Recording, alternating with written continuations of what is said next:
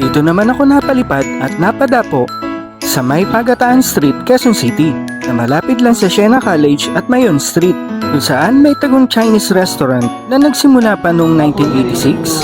At napag-alaman ko nga kay Kuyang Gart na isa pala itong komisari na nagbebenta ng mga siomai wrapper, frozen siopaw, siomai, noodles, processed meat, at pati pares meron din. At pagpasok namin sa loob ay agad kaming inabutan ng hot tea. At syempre agad-agad ko na rin tinikman ang kanilang siomai na hindi puro extender ang laman. At dahil nga lunchtime na kami napunta rito, order ako ng Shanghai Silog o chop rice na may vegetable salad at paniguradong hindi mawawala ang giant taipaw na punong-puno at siksik sa ingredients at siguradong kalahati lang ang kakainin mo ay busog ka na.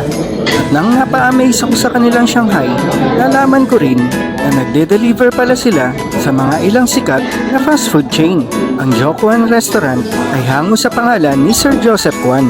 At syempre, dahil napagod ako sa kachichismis sa labas, kailangan ko nang bumawi ng lakas. Paniguradong sasabihin ko na naman, bukas na lang ako magda-diet.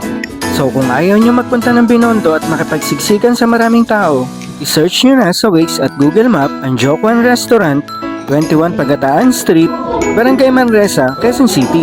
Uy, pakichismis naman sa akin kung meron din kayong kwentong Jokwan.